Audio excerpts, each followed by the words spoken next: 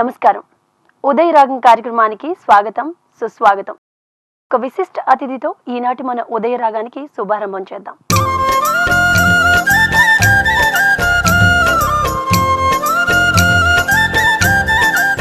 తిథి, వార, నక్షత్ర వివరాలు తెలిపే శుభయోగం ఇప్పుడు చూద్దాం. ఓషనోగ్రఫీ అలాగే మెటరాలజీ ప్రొఫెసర్ అయిన SSVS రామకృష్ణ గారు ఈనాటి మన ఉదయ రాగానికి ఆత్మీయ అతిథిగా వచ్చేశారు.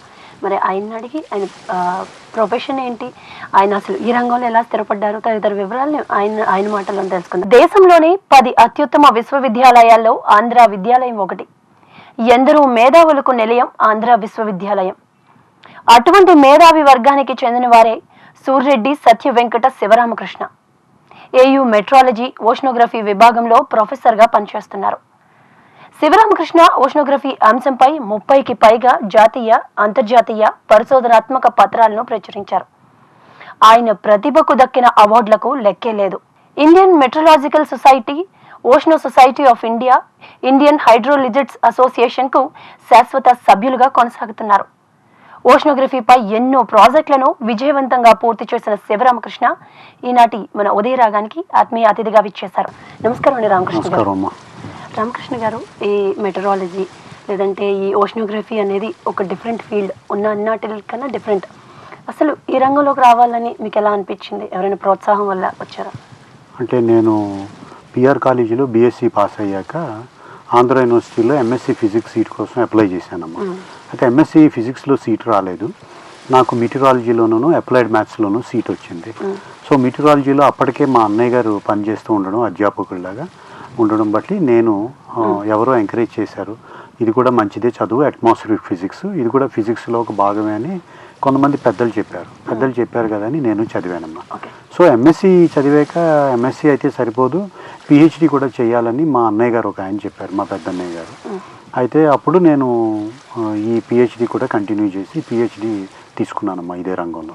ఓకే సార్, అంటే ఈ మ్యాథ్స్ కానీ ఫిజిక్స్కి వచ్చేసరికి చాలా టఫ్ అనే ఒక ఫీలింగ్ ఉంటుంది. మరి అలాంటి టఫ్ అయిన సబ్జెక్ట్ మీరు ఎంచుకోవడానికి గల కారణాలు, అంటే అంత టాపర్గా ఉండేవారా చదువులో? ఎప్పుడు నేను ఎప్పుడు టాపర్గా మటుకు ఎప్పుడూ లేనమ్మా. కాకపోతే మెట్రికులేషన్ చదివే వరకు మటుకు స్కూల్లో ఫస్ట్ 3లోనే ఉండేవాడిని నేను. మ్యాథమెటిక్స్, సైన్స్, ఇంగ్లీషు బాగా చేసేవాడిని.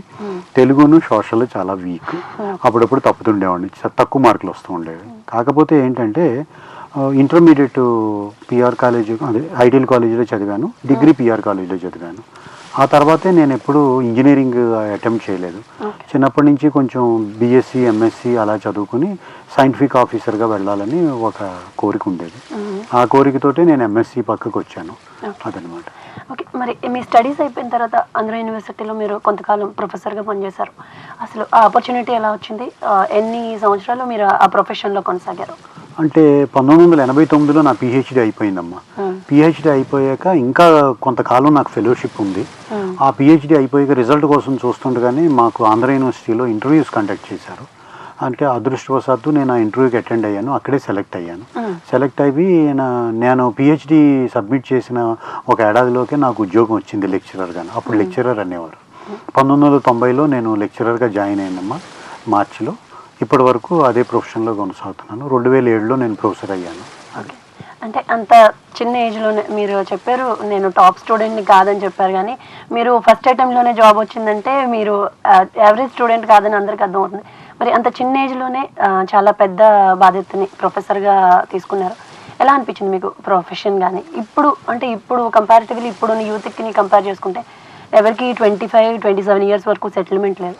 సో అంత చిన్న ఏజ్లోనే మీరు అలాంటి జాబ్ కొట్టారు. సో మీకు ఎలా అనిపించింది అప్పుడు? అంటేనమ్మా, ఇప్పుడు ఆ ఏడాదిలో ఏమైందంటే కొత్తగా వస్తున్న న్యూమరికల్ వెదర్ ప్రిడిక్షన్ అనే ఒక సబ్జెక్ట్ ఉండేది. మా గురువు గారు భాస్కరరావు గారి దగ్గర నేను అదే స్పెషలైజేషన్లో నేను జాయిన్ అయ్యాను. ఆ స్పెషలైజేషన్ కొత్త కదా, అది కొంచెం కష్టతరమైంది అని చెప్పేసి చాలామంది మాకన్నా ఎక్కువ వచ్చిన మార్కులు వచ్చిన వాళ్ళందరూ మిగతా స్పెషలైజేషన్ తీసుకున్నారు. నేను మటుకు మిగతా ఇద్దరితో న్యూమరికల్ వెదర్ ప్రిడిక్షన్ అని ఒక స్పెషల్ సబ్జెక్ట్ తీసుకున్నాను. అది కంప్యూటర్ యూజ్ చేస్తూ మనం వెదర్ ప్రిడిక్ట్ చేయడం అనమాట ఎక్కువగాను. అందులో కొంచెం మ్యాథమెటిక్స్ కూడా ఉంటుంది. సో ఆ విధంగా ఏంటంటే యావరేజ్ స్టూడెంట్ అయినా నేను కష్టతరమైన సబ్జెక్ట్ని నేను ఎంచుకున్నానమ్మా. ఇప్పటికీ నేను ఒక యావరేజ్ స్టూడెంట్గానే నేను కన్సిడర్ చేసుకుంటాను. నేను I'm not an extraordinary brilliant fellow. I'm just an average student, I'm just an average researcher and professor, that's all. Okay. కొంతమంది అనుకుంటారు సార్, ఏదో చదివితే డిగ్రీ చదివితే చాలు, లేదంటే ఒక డిప్లొమా చేస్తే చాలు, చదువు అయిపోతే చాలు అనిపిస్తారు చాలామంది. కానీ ఈ రీసెర్చ్ ఇవన్నీ ఈ ప్రొఫెషన్ ఎంచుకుంటే కనుక నిరంతరం దాని మీద కాన్సన్ట్రేషన్ ఉండాలి, అంటే నిరంతరం చదువుతూనే ఉండాలి, నిరంతర విద్యార్థి ఒక విధంగా చెప్పాలంటే. మీరు ఇలాంటి ఇన్ని రోజుల ప్రయాణంలో ఎప్పుడైనా బోర్ అనిపించింది? అంటే బోర్ ఎప్పుడు అనిపిస్తుంది అంటే, మనం చెప్పిన పాఠాన్ని మట్టుకు స్టూడెంట్స్ సరిగ్గా రిసీవ్ చేసుకోకపోతే మట్టుకు బోర్ అనిపిస్తుందమ్మా. అంటే మనం అంటే పడ్డ కష్టం అంతా కొంచెం వృధా అయిపోతుందేమోనని అనిపిస్తూ ఉంటుంది నాకు. కాకపోతే ఏంటంటే ఇప్పుడు యువతరం అంతా ఏంటంటే చాలా మట్టుకు ఈ ఎలక్ట్రానిక్ గ్యాడ్జెట్స్ అని కానీ, వేరే టెలివిజన్ అని కానీ, ఇప్పుడు సినిమాలను కానీ వాళ్ళు వేరే ఇంట్రెస్ట్లు అవి పెంచుకుంటున్నారు, ఓ పర్టికులర్ టాపిక్ మీద పెంచుకోవట్లేదు. అంతేకాకుండా ఇప్పుడు తల్లిదండ్రుల మీద కొంత బాధ్యత, అలాగే వారి మీద కూడా వారికి కొంత బాధ్యత, అలాగే కొంత సాఫ్ట్ స్కిల్స్ నేర్చుకోవడం, అలాగే కొంచెం లాంగ్వేజ్ స్కిల్స్ నేర్చుకోవడం, అంటే కమ్యూనికేషన్ స్కిల్స్ నేర్చుకోవడం, అవన్నీ ఎక్కువ లేవేమో అనిపిస్తుంది. అంటే దురదృష్టవశాత్తు మన హైయర్ ఎడ్యుకేషన్ అంతా పుస్తకాలన్నీ ఇంగ్లీష్లో రాయబడి ఉన్నాయి. ఇప్పుడు మీరు ఒక మెడికల్ స్కూల్కి వెళ్ళారనుకోండి, ఇంగ్లీషు పుస్తకాలే ఉంటాయి. అలాగే ఒక ఇంజనీరింగ్ స్కూల్కి వెళ్ళారనుకోండి, అన్నీ ఇంగ్లీష్లోనే ఉంటాయి. పీజీ లెవెల్లో కూడా చాలా మటుకు సైన్స్ సబ్జెక్ట్స్ అన్నీ ఇంగ్లీష్లోనే ఉంటాయి. మనం ఏంటంటే ఎక్కువ ఈ పల్లెటూరు వాతావరణం నుంచి వచ్చి, తర్వాత మిడిల్ క్లాస్ ఫ్యామిలీస్ నుంచి వచ్చి, మాకు ఎక్కువ ఇంగ్లీష్ రాదండి, మాకు ఇంగ్లీషు లేదండి అని చెప్తూ ఉంటారు. అది కొంచెం కష్టపడితే అందరికీ అది చాలా సులువేమో అనిపిస్తుంది. నేను చదవడానికి చిన్నప్పటి నుంచి ఒక ఇంగ్లీష్ మీడియం స్కూల్లో చదివినా అక్కడ మట్టుకు మాకు చాలామంది టీచర్లు ఎక్కువగా తెలుగులోనే మాట్లాడుతుండేవారు. నాకు కూడా ఒక లెవెల్ వచ్చే వరకు కూడా, నేను అధ్యాపకుడిగా జాయిన్ అయ్యే వరకు కూడా నాకు పెద్ద ఇంగ్లీష్ రాదు. ఆ తర్వాత నా మట్టుకు నేనే కొంచెం డెవలప్ చేసుకుని ఉంటే కొంచెం అవగాహన, కొంత ఇంట్రెస్ట్ అది ఉండాలమ్మా, ఉంటే పర్వాలేదు. అది విశేషాల సారంగా సాగిపోతున్న ఉదయరాగం కార్యక్రమంలో ఇప్పుడు ఒక చిన్న విరామం తీసుకుందాం.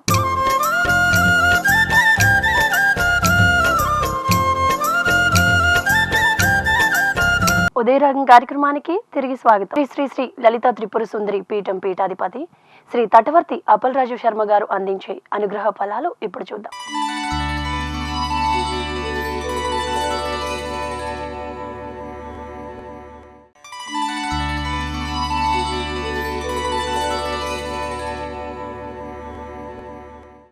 ఈరోజు మేషరాశి వారి ఫలితాలు పరిశీలించినట్టయితే, కుటుంబంలో కొన్ని సమస్యలు ఎదుర్కొంటారు, పిల్లలు కొంచెం అనారోగ్యంతో ఇబ్బంది పడే పరిస్థితి ఉంది, ఆర్థిక ఇబ్బందులు కలిగే అవకాశాలు ఎక్కువగా ఉన్నాయి, ప్రయాణాల్లో ఆకస్మిక మార్పులు చోటు చేసుకుంటాయి, ఆధ్యాత్మిక చింతన కలిగి ఉండడం చాలా మంచిది. ఉద్యోగస్తులకు కొంత గందరగోళానికి గురవుతారు, కానీ చివరికి ఈరోజు సాయంత్రానికి కొంత ఉపశమనం కలిగేటువంటి పరిస్థితి కనిపిస్తోంది.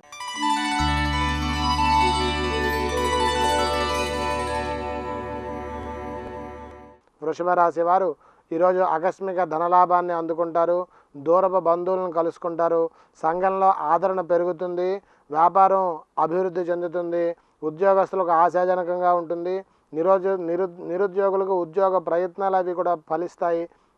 మీరు అనుకున్న పనులు ఈరోజు తొందరగా పూర్తి చేయగలుగుతారు.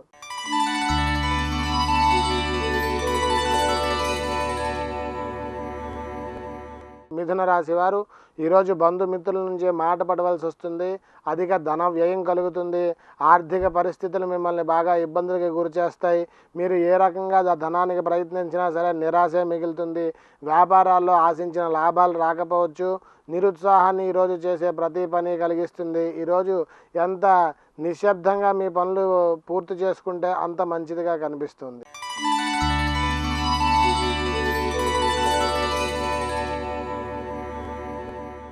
కర్కాటక రాశి వారు ఈరోజు దూర ప్రాంతాల నుండి కీలక సమాచారాన్ని అందుకుంటారు, విందులు వినోదాల్లో పాల్గొంటారు, అనుకున్న కార్యాలన్నీ కూడా మీకు జయం కలుగుతాయి, శుభవార్తలు వింటారు, వ్యాపారాలన్నీ కూడా అనుకూలిస్తాయి, ఉత్సాహంతో మీరు చాలా ముందడుగు వేస్తారు, ఉద్యోగస్తులకు పదోన్నతులు కలుగుతాయి, మీరు దైవ దర్శనాలు అవి కూడా చేసుకుంటారు.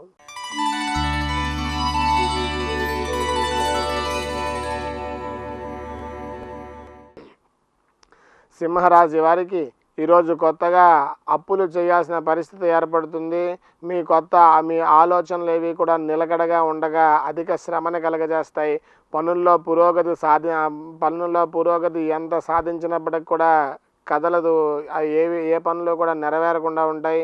వ్యాపారస్తులకు సామాన్యంగా ఉంటుంది. సింహరాశి వారు ఈరోజు కొత్తగా రుణాలు చేస్తారు. మీ ఆలోచనలు నిలకడగా ఉండవు. అధిక శ్రమ కలుగుతుంది. మీరు చేసేటువంటి పనుల్లో పురోగతి ఎంత ప్రయత్నించినా సరే ఆశించినంతగా ఉండదు. వ్యాపారస్తులకు వ్యాపారం సామాన్యంగా సాగుతుంది. ఉద్యోగస్తులకు బదిలీలు అయ్యే అవకాశాలు ఎక్కువగా ఉన్నాయి. దైవ దర్శనాలు చేసుకుంటే చాలా మంచి ఫలితాలు ఈరోజు మీకు కలుగుతాయి.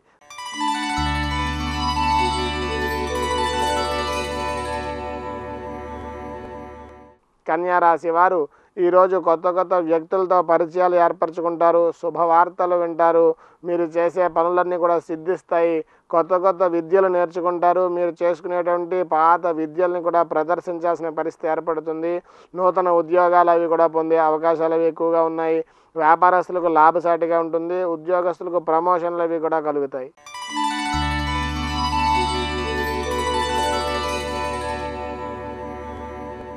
తులారాశి వారికి ఈరోజు ఆర్థిక ఇబ్బందులు వచ్చే అవకాశాలు ఎక్కువగా ఉన్నాయి. రుణ ప్రయత్నాలు చేస్తారు. అనుకోని ప్రయాణాలు అవి కూడా మీరు చేయాల్సిన పరిస్థితి ఏర్పడుతుంది. బంధుమిత్రులతో భేదాభిప్రాయాలు అవి కూడా వచ్చే అవకాశాలు ఎక్కువగా ఉన్నాయి. స్త్రీల ప్రతిభకు తగిన అవకాశాలు అవి కూడా లభిస్తాయి. వాళ్ళు వాటిల్లో విజయాన్ని సిద్ధించుకొని నిరూపించుకోవడం కూడా జరుగుతుంది. ఉద్యోగస్తులకు సాదర వీడ్కోలు లభిస్తాయి. విద్యార్థులకు శ్రమ అధికంగా ఉంటుంది. ఇతరులతో జాగ్రత్తగా మెలగాల్సినటువంటి సమయం.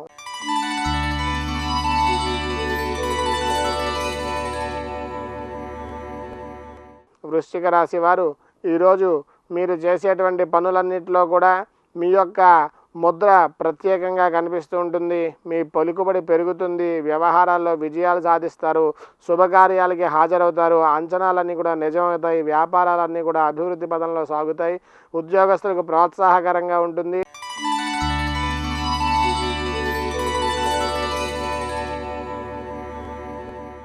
ధనస్సు రాశి వారు ఈరోజు చేసేటువంటి ప్రయత్నాలు ఎక్కువగా అధిక శ్రమనికి వెచ్చించి చేయాల్సిన పరిస్థితి ఉంటుంది. పనుల్లో అవరోధాలు అవి కూడా కలుగుతాయి. మీ అంచనాలన్నీ కూడా తారుమారు అవుతాయి.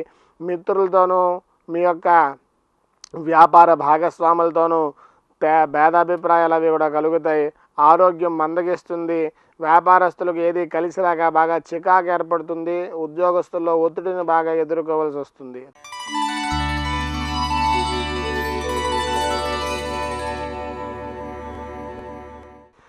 మకర రాశి వారు ఈరోజు కొత్త ఉద్యోగ ప్రయత్నాలు చేస్తారు. అవన్నీ కూడా మీకు అనుకూలిస్తాయి. సంఘంలో ఆదరణ పెరుగుతుంది. చిన్ననాటి మిత్రులను కలుసుకుంటారు. శుభవార్తలు వింటారు. మీ వ్యాపార ఉద్యోగ వ్యవహారాల్లో మీరు తీసుకున్న నిర్ణయాలన్నీ కూడా అందరికీ ఆమోదయోగ్యంగా ఉంటాయి. ప్రతి పని ప్రోత్సాహకరంగా సాగుతుంది.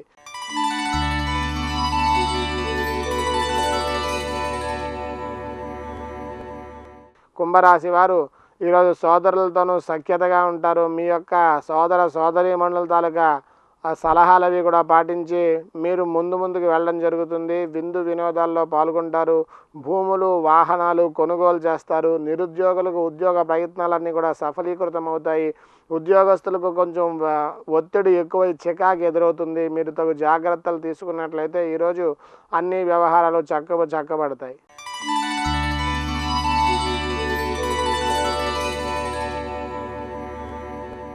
మీనరాశి వారు ఈరోజు కొన్ని చేసేటువంటి వ్యవహారాలు నత్తనడకన సాగుతాయి. వ్యయ ప్రయాసాలు బాగా కలుగుతాయి. ఇంటా బయట బాధ్యతలు మీకు పెరుగుతాయి. అనుకోని ప్రయాణాలు అవి కూడా చేయవలసి వస్తుంది. వ్యాపారాలు ఉద్యోగాలు గందరగోళంగా ఉంటాయి. మీరు ఏ పని చేయలేక బాగా నిరాశ చెందుతారు. కాబట్టి ఈరోజు మీకు తగు జాగ్రత్తలు చాలా అవసరం. శుభమస్తు. అంటే ఇప్పుడు విలేజ్ బ్యాక్గ్రౌండ్ నుంచి వచ్చిన వాళ్ళకి కంప్లీట్గా వాళ్ళ ఎడ్యుకేషన్ మొత్తం తెలుగులో ఉంటుంది. ఇక్కడ వచ్చేసరికి పుస్తకాలన్నీ ఇంగ్లీష్లో ఉంటాయి. సో జస్ట్ పాస్ అయితే చాలు అన్నట్టు ఉండిపోతారు. ఫోకస్ పెట్టరు. తెలుగులో మన మాతృభాషలో అర్థం చేసుకునేది వేరు. ఇంగ్లీష్ అంటే కంప్లీట్గా ఫోకస్ మిస్ అవుతుంది. సార్ మీరు అన్నారు ఈ ఎలక్ట్రానిక్ గ్యాడ్జెట్స్ కానీ ఇవన్నీ వచ్చాయి అనేది. అప్పుడు మీరు చదువుకున్న రోజులకి ఇప్పటికీ చాలా మారింది. అంటే ఒక సాంకేతిక విప్లవమే వచ్చిందని చెప్పాలి ఎలక్ట్రానిక్స్ విషయంలో.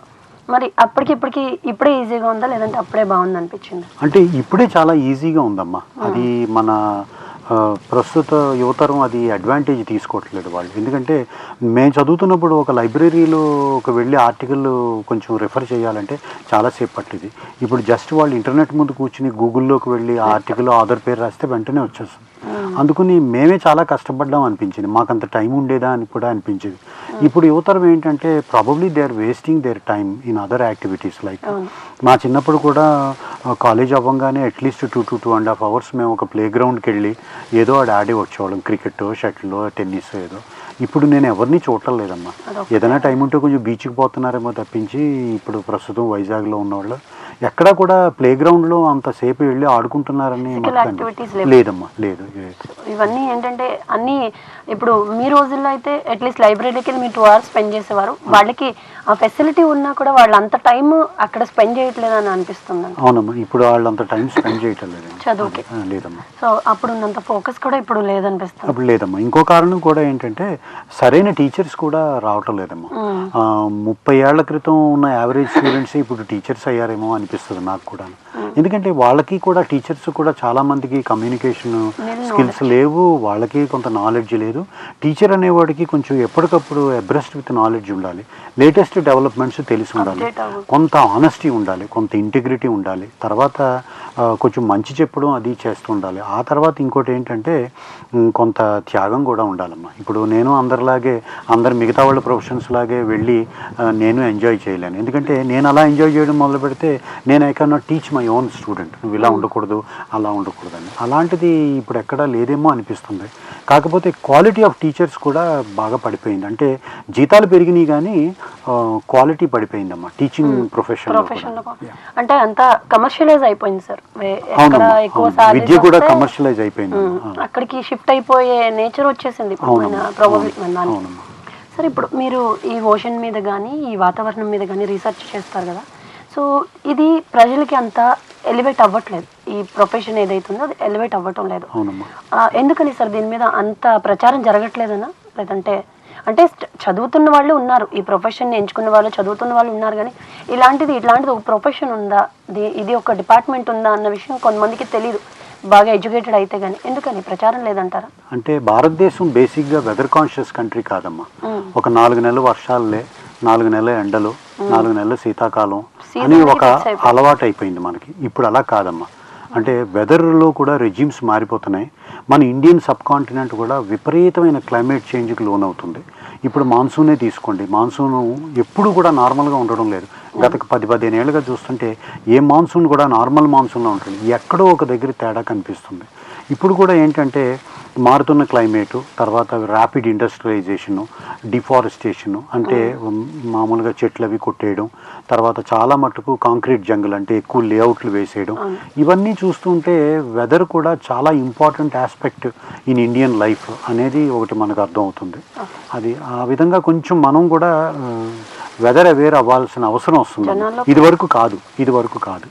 ఇంతకు ముందు వీలైతే చెట్లు నాటేవారు. అవునండి, ఇప్పుడు అలా కాదు. అంటే ఇప్పుడు కొట్టేస్తున్నారు. ఇప్పుడు టెంపరేచర్స్ అవి పెరిగిపోతున్నాయి, గ్లోబల్ వార్మింగ్ అది పాశ్చాత్య దేశాల్లోనే ముందు మొదలైంది. ఇప్పుడు మెల్లిగా మన భారతదేశానికి కూడా కొంచెం సంక్రమించింది. టెంపరేచర్స్ అవి పెరిగిపోతున్నాయి. చాలా వరకు ఒడిదుడుకులు మనం ఫేస్ చేస్తున్నాం.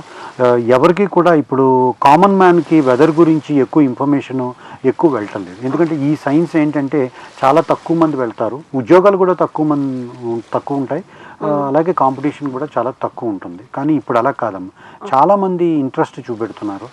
చాలా వరకు భారత సాంకేతిక పరిజ్ఞానంతో ఉన్న సంస్థలన్నీ వెదర్ గురించి చాలా మటుకు వారు కేర్ తీసుకుంటున్నారు.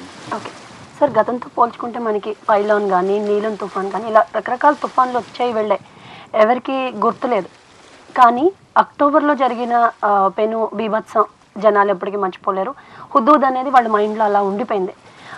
ఆఫ్టర్ హుదూద్ జనాలకి వాతావరణం మీద అవేర్నెస్ పెరిగిందని చెప్పాలి. సో హుదూద్కి ముందు, హుదూద్ తర్వాత వాతావరణంలో ఎలాంటి మార్పులు వచ్చాయి? అంటే హుదూద్ ముందును తర్వాత వాతావరణంలో పెను మార్పులు ఏమీ సంభవించలేదమ్మా. కాకపోతే హుదూద్ ఏంటంటే భారతదేశ చరిత్రలో ఒక అర్బన్ లొకాలిటీ, అంటే ఒక మేజర్ సిటీని ఎగ్జాక్ట్గా క్రాస్ చేసిన తుఫానుగా మటుకు రికార్డ్స్లో అది స్థిరపడిపోయింది. అంటే 1970లో కొంచెం సౌత్ ఆఫ్ వైజాగ్ ఒక స్టామ్ వెళ్ళింది. అలాగే 1920లో కూడా ఒక స్టామ్ వెళ్ళిందట. కానీ అప్పటి పాపులేషన్ వేరు, అప్పుడే వెదర్ అవేర్నెస్ వేరు. ఇప్పుడు ఏంటంటే ప్రత్యేక రాష్ట్రం ఏర్పడ్డాక ఫోకస్ అంతా ఆంధ్రప్రదేశ్లో విశాఖపట్నం మీద పడింది. పైగా స్మార్ట్ సిటీ అని కూడా దీన్ని ఒక డెఫినేషన్ ఇచ్చారు అప్పుడే. అలాంటి సమయంలో సరిగ్గా అక్టోబర్ 12 క్రితం ఏడాది హుదూద్ వెళ్ళింది. హుదూద్ వెళ్ళడంతో ఏంటంటే అది చాలా నెమ్మదిగా ప్రయాణించి దగ్గరికి వస్తున్న కొద్ది చాలా స్పీడ్ అందుకుని తొందరగా క్రాస్ చేసి విపరీతమైన గాలులతో వచ్చింది. 220 దాకా రికార్డ్ చేశారు. ఎందుకంటే మా ఆంధ్ర యూనివర్సిటీలోనే మా ల్యాబ్లోనే మోడల్స్ 216 వరకు రికార్డ్ చేసినాయి. కానీ కొంతమంది అంటే ఏంటంటే 220 కూడా దాటిందని అని కూడా చెప్పుకున్నారు. అయితే ఈ హుదూద్ చాలా నానా బీభత్సం క్రియేట్ చేసింది.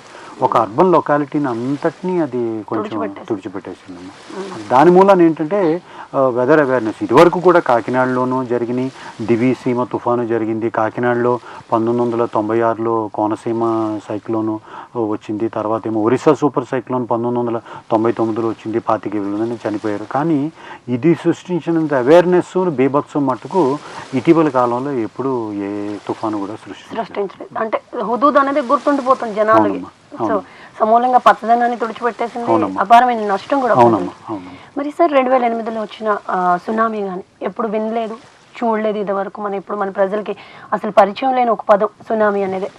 మరి అంత సమూలంగా వచ్చిన సునామీని ఈ వాతావరణం మీద మీరు చేసే ప్రయోగాలు ఇవన్నీ ముందే పసిగట్టగలిగే అవకాశాలు ఏమైనా ఉన్నాయి అంటే ఇక ముందు? అంటే మనకి సునామీ 2004 డిసెంబర్ 26 వచ్చిందమ్మా. అది నానా బీభత్సం సృష్టించింది. కాకపోతే ఏంటంటే సునామీలు అనేవి ఎందుకు వస్తాయంటే అండర్ వాటర్లో ఏదైనా ఎర్త్క్వేక్ ఫామ్ అయితే ఆ ఎర్త్క్వేక్ మూలాన ప్లేట్స్ రీఅడ్జస్ట్ అవుతున్నప్పుడు ఒక విపరీతమైన ఎనర్జీ క్రియేట్ అయ్యి అదొక వేవ్ కింద ఫామ్ అయ్యి ప్రారంభ దశలో పెద్ద వేవ్ లెంత్ కానీ ఫేజ్ యాంప్లిట్యూడ్ ఏమి ఉండవు. కానీ తీరానికి వస్తున్నప్పుడు మటుకు ఒక 700 మైళ్ళు ఆ స్పీడ్లో గంటకి అలా ఆ స్పీడ్తో వచ్చి తాకుతాయమ్మా. తాకినప్పుడు మటుకు చాలా 20-30 మీటర్లు కూడా అలలు లేచి ఆ చుట్టుపక్కల ఉన్న ప్రజలందరినీ అవి ముంచేస్తాయన్నమాట. అయితే ఏంటంటే సునామీ వస్తుందే ముందు అండర్ వాటర్ ప్లేట్స్ ఏమన్నా అడ్జస్ట్ అవుతున్నాయా అని కూడా ఒక అబ్జర్వేషన్ అనేది జరిగింది. అంటే ఈ సునామీ మటుకు ఇండియన్ ప్లేట్ బర్మీస్ ప్లేట్ని కొంచెం తోస్తూ ఉండడం వలన జరిగినది. అంటే జియాలజిస్టులు అందరూ ఇదివరకు కొంత అబ్జర్వేషన్ అది చేశారు. వాళ్ళు అబ్జర్వ్ చేసి వాళ్ళు కొంత వార్నింగ్ కూడా ఇస్తున్నారు. అంటే ఇది ఎప్పుడన్నా జరుగుతుంది అని. కాకపోతే ఏంటంటే అక్కడే జరుగుతుందని మటుకు ఎవరు ఊహించలేదు. స్పెసిఫిక్గా ఆ ప్లేస్ అని మటుకు ఐడెంటిఫై చేయలేదు. ఎందుకంటే ఈ అండర్ వాటర్ ఎర్త్క్వేక్ ఇలాంటివన్నీ ఏంటంటే ఒక 2-3 నిమిషాల కన్నా ఎక్కువ ఉండవమ్మా. అంటే ఏదైనా ఒకటి మనం ప్రిడిక్ట్ చేయాలి అంటే దాని లైఫ్ సైకిల్ ఎంత ఉందో ఆ ఆర్డర్లోనే మనం ప్రిడిక్ట్ చేయగలం. ఒక ఎగ్జాంపుల్ చెప్తాను నేను మీకు. ఇప్పుడు ఎర్త్క్వేక్ ఉందనుకోండి, అది 2-3 నిమిషాలే ఉంటుంది. అట్ ది మోస్ట్ మనం ఒక 5-6 నిమిషాల ముందే ప్రిడిక్ట్ చేయగలం. ఇప్పుడు తుఫాన్ ఉందనుకోండి, అది 5-6 రోజులు ఉంటుంది దాని నిడివి లైఫ్ సైకిల్, దాని లైఫ్. అలాగే ఒక 5-6 రోజుల ముందు మనం ప్రిడిక్ట్ చేయొచ్చు. అలాగే థండర్స్టార్మ్ ఉందనుకోండి, దాని లైఫ్ సైకిల్ కూడా 2 to 3 అవర్స్ ఉంటుంది. అలాగే 2-3 గంటల ముందే మనం ప్రిడిక్ట్ చేయొచ్చు. ఉంది. కాకపోతే ఏంటంటే టైం ల్యాగ్ మూలాన, అంటే టైం లేకపోవడం, టైం ల్యాగ్ చాలా షార్ట్ మూలాన మనం ప్రిడిక్ట్ చేయలేము.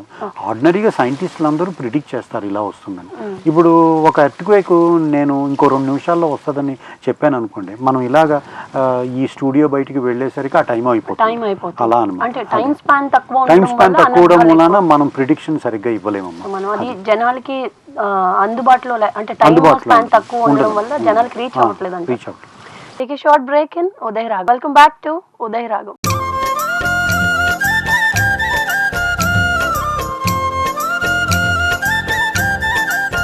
వైద్య విధానంలో అతి పురాతనమైనది ఆయుర్వేదం. మరి అలాంటి ఆయుర్వేదం మనకెన్నో అద్భుతాలను అందించింది.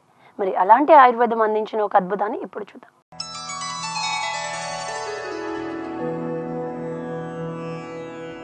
శంభూకా దివటి అనే ఆయుర్వేద మూలికను ఉపయోగించడం వలన అనేక వ్యాధుల నుంచి దూరం కావచ్చు.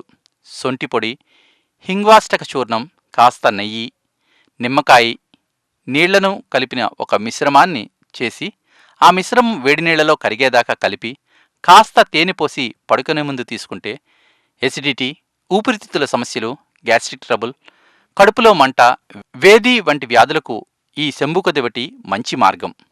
సునామీ తర్వాత వైజాగ్లో ప్రజలు బీచ్ని ఎంత ఎంజాయ్ చేస్తున్నారో అంతకన్నా ఎక్కువ భయపడుతున్నారని చెప్పాలి. ఎందుకంటే సునామీ సృష్టించిన బీభత్సం అట్లాంటిది. సో మన సీ మీద చూస్తే అలాంటి ప్రమాదకరమైన హెచ్చరికలు ఏమైనా ముందుగానే మనకు తెలిసే అవకాశాలు ఉన్నాయా? అంటే విశాఖపట్నంలో సునామీ మూలాన డేంజర్ వస్తుందనంటే నేను అంత ఏకీభవించను. ఎందుకంటే విశాఖ సముద్రానికి కాంటినెంటల్ షెల్ఫ్ అని అంటాం. అంటే వెళ్తున్న కొలది ఈ లోత్ అనమాట, డిక్లైన్. అది కొంచెం చాలా డీప్గా ఉంటుందమ్మా, డీప్గా ఉంటుంది. ఇప్పుడు కాకినాడ లాంటి ప్రదేశాలు, మచిలీపట్నం అలాంటి ప్రదేశాలు ఉన్నాయనుకోండి, కాంటినెంటల్ షెల్ఫ్ అనేది చాలా షాలోగా ఉంటుంది, ఎక్కువ లోతు ఉండదు. అలాంటి చోట ఏంటంటే ఎక్సెస్ వాటర్ ఏమొచ్చినా సరే వెంటనే ఒక సర్జ్ కింద క్రియేట్ అయ్యి ఉప్పెన్లాగా వచ్చేసి సునామీ మన్ని ముంచేస్తుంది. కానీ విశాఖపట్నానికి సునామీ ముప్పు అంత ఉండదని నేను అనుకుంటాను, అంత ఉండదమ్మా. మరి ఈ మధ్య కాలంలో తీరం చాలా కోతకు గురవుతుంది, సముద్రం ముందుకు రావడం కానీ ఇవన్నీ జనాలకి భయం కలిగించే సంఘటనలే. ఎందుకంటే వాళ్ళ మైండ్లో ఒక రకమైన ఇది ఫిక్స్ అయిపోతారు, దానికి ఇంకా మైండ్ ఇంకా అట్లాగే వెళ్తూ ఉంటుంది. ముందుకి సముద్రం ముందుకు రావడం కానీ లేదంటే కోతకు గురవడం కానీ ఇట్లా ఎందుకు జరుగుతుంది సార్? సీ ఎందుకు ముందుకు వస్తుంది? అంటే అది ఇండిస్క్రిమినేటివ్ కన్స్ట్రక్షన్స్ అమ్మా చాలా మటుకు. అంటే మన జగ్రాఫికల్గా మన లోపల బేదిమెట్రీని అనుసరించి ముందు ఒక సర్క్యులేషన్ ప్యాటర్న్స్ ఉంటాయి మనకి. ఆ సర్క్యులేషన్ ప్యాటర్న్స్ మనం ఏం చేస్తామంటే, ఇప్పుడు మనకి కొంచెం ఇండస్ట్రియల్గా డెవలప్ అవ్వాలి, పోర్టును డెవలప్ చేయాలి అని అంటే ఈ వచ్చే వేవ్స్కి అడ్డంగా మనం ఒక అవుటర్ హార్బర్ లాగా ఒక పెద్ద బ్యారియర్ లాగా కట్టేస్తాం. కట్టేస్తే దాని మూలాన ఏంటంటే వేవ్ ఎనర్జీ అంతా ఒక పక్కకే కాన్సన్ట్రేట్ అయిపోయి ఒక పక్క ఉండదు అనమాట. ఆ విధంగా ఒక పక్క కాన్సన్ట్రేట్ అయిన వేవ్ ఎనర్జీ అంతా ఈ ఆల్మోస్ట్ వ్యాహ్యాలకి వెళ్ళిన ప్రజలు ఎక్కడైతే ఉన్నారో, రామకృష్ణ బీచ్ అవనివ్వండి, ఏదో రుషికొండ అవనివ్వండి, అక్కడ కోతకి గురయ్యే ఎక్కువ రామకృష్ణ బీచ్ దగ్గర ఈ కోతకు గురవుతుందమ్మా. అంటే అదొక కారణం. రెండో కారణం ఏంటంటే క్లైమేట్ చేంజ్ పరంగా కూడా కొంత సర్క్యులేషన్ ప్యాటర్న్స్లో చేంజ్ వచ్చి అది కొంచెం హైయెస్ట్ స్కేల్లో, అంటే కొన్నాళ్ల తరబడి నుంచి వస్తుంది, కొన్నేళ్ల తరబడి. అదొక కారణం. ఈ రెండిటికి మధ్యలో మటుకు ఇంకో కారణం ఉంది. తుఫాన్లు ఏమన్నా వచ్చినప్పుడు, ఇప్పుడు హుద్దుద్ వచ్చింది, ఇంకోటితో ఫైలిన్ వచ్చింది, అలాంటివి వచ్చినప్పుడు తుఫాన్ వెళ్ళిపోయాక కూడా కొంతవరకు కొంచెం అంటే టెంపరీగా కొంచెం సర్క్యులేషన్ ప్యాటర్న్స్ మారి ఆ విధంగా కూడా కొంచెం కోతకు గురవచ్చు. దాన్ని అదే సముద్రాన్ని అంతా కోసాడు అది.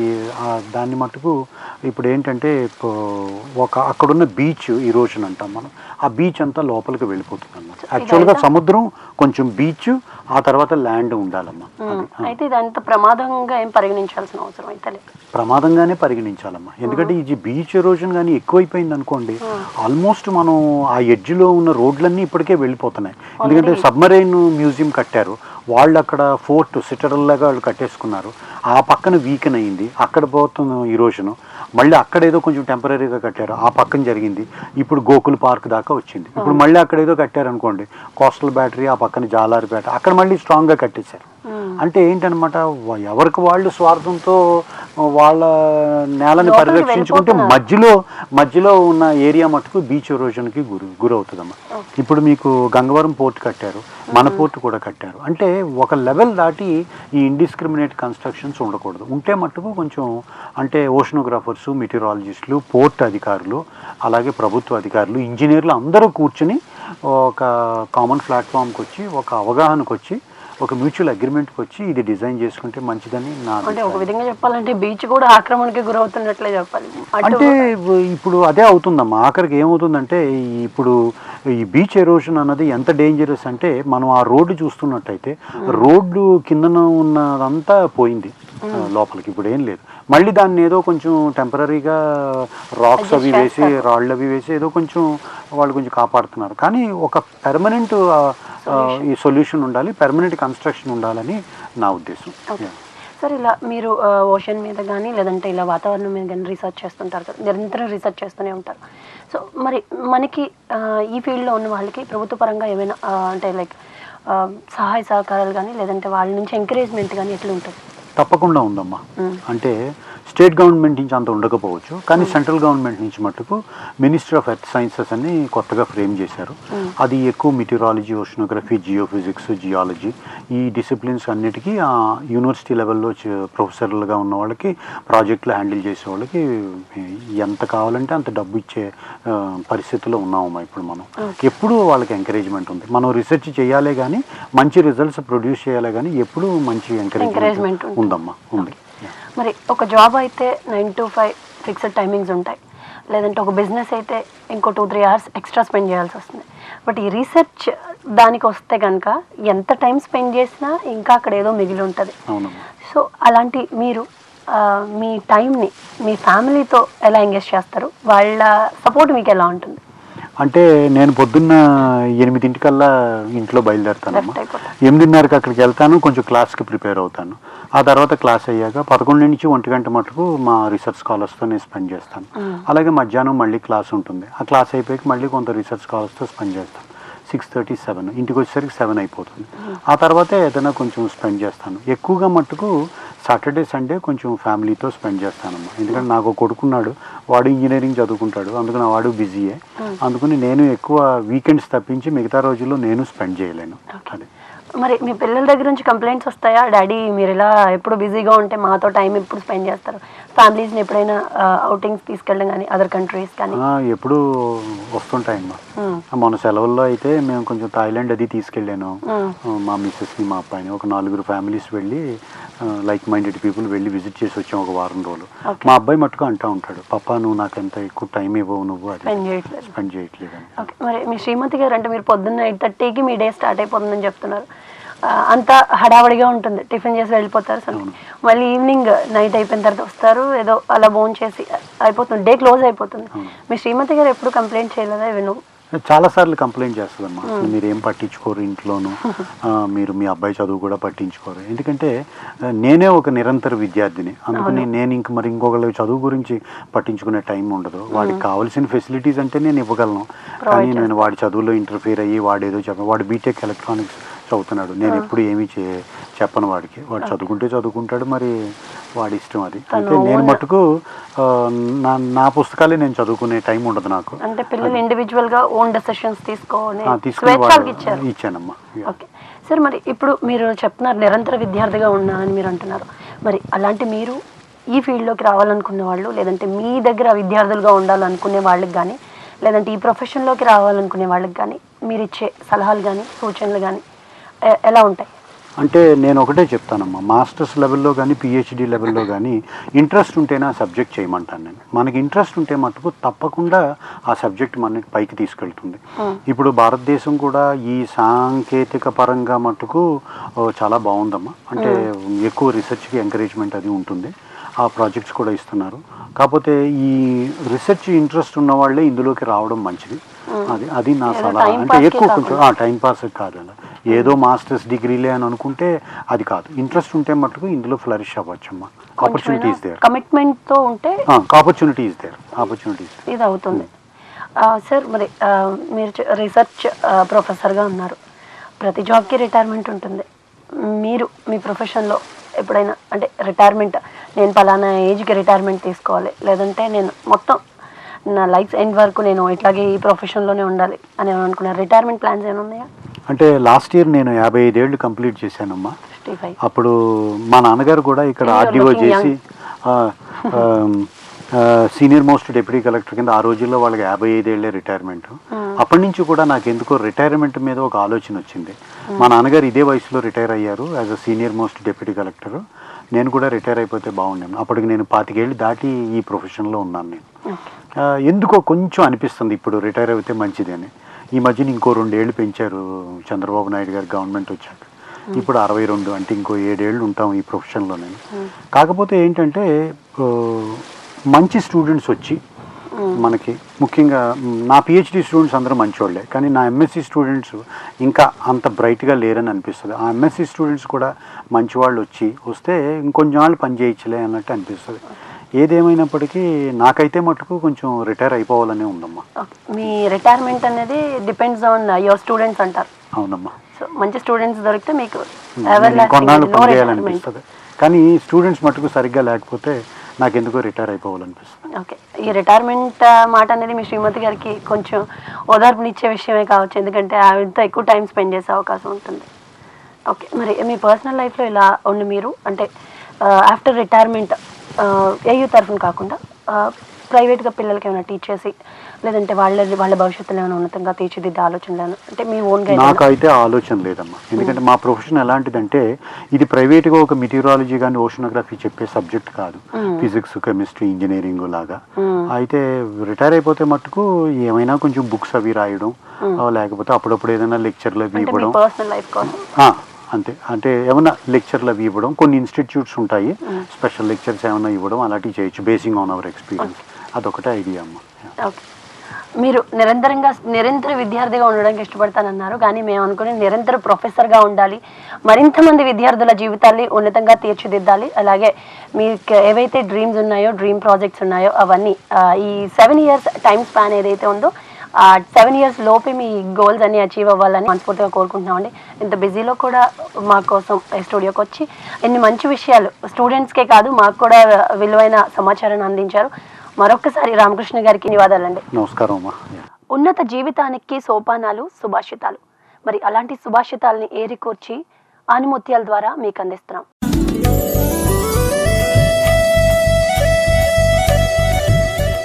అవయవాల చేత మనస్సు కట్టుబడేది ప్రాణాయామం, మనస్సు చేత అవయవాలు కట్టుబడేది భక్తి.